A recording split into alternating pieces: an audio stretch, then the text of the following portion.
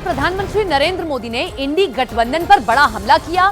केरल में महिला सम्मेलन में पीएम मोदी ने कहा कि इंडी गठबंधन को सिर्फ एक ही काम आता है और वो है हमारी आस्था पर चोट करना।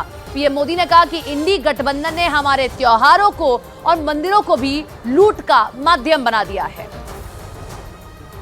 इंडी गठबंधन को सिर्फ एक ही काम आता है। इंडी गठबंधन हमारी आस्था पर चोट करता है।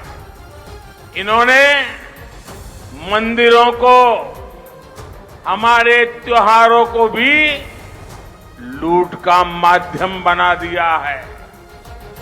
त्रिशूलपुरम के साथ जिस प्रकार की राजनीति की जा रही है वो दुर्भाग्यपूर्ण है।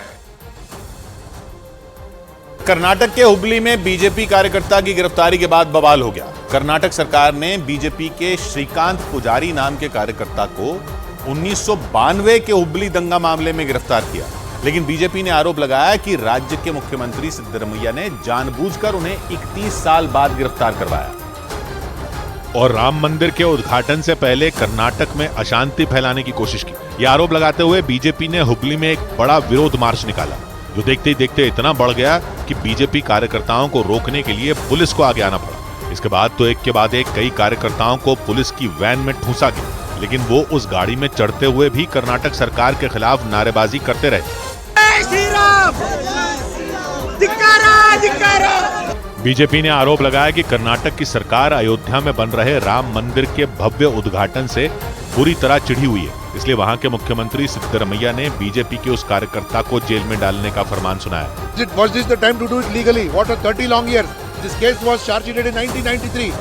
ये विवाद इसलिए गरमाया क्योंकि कर्नाटक सरकार के आदेश पर हुबली में श्रीकांत पुजारी नाम के उस बीजेपी कार्यकर्ता को गिरफ्तार कर लिया गया। बीजेपी राज्य सरकार के खिलाफ पूरी ताकत से हमलावर हो गई। इस गिरफ्तारी के विरोध में हुबली में कई प्रदर्शन हुए और बीजेपी ने श्रीकांत पुजारी की गिरफ्तारी को सिद्धरमैया सरकार की साजिश करार दिया। इस दौरान बीजेपी ने ये मांग भी की कि सिद्धरमैया सरकार को अपना फैसला तुरंत वापस लेना चाहिए।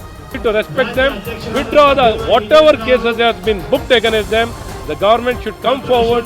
हालांकि मुख्यमंत्री सिद्धरमैया ने दलील दी कि उन्होंने राज्य में पेंडिंग केस को निपटाने के आदेश दिए थे और इसी कड़ी में पुलिस ने श्रीकांत पुजारी को गिरफ्तार किया। दूसरी तरफ कर्नाटक के उप मुख्यमंत्री डीके शिव कुमार ने भी इसे बीजेपी की घटिया राजनीति बताया। ओवैसी के राम मंदिर पर दिए बयान के बाद छिड़ा हंगामा थमा भी नहीं था कि उन्होंने एक बार फिर इसे हवा दे दी। उन्होंने दावा किया कि वो किसी भी कीमत पर अयोध्या में 6 दिसंबर 1992 को हुई घटना को नहीं भूलेंगे और न ही देश के बाकी लोगों को इसे भूलने देंगे। 6 दिसंबर अगर नहीं होता तो जजमेंट क्या आता?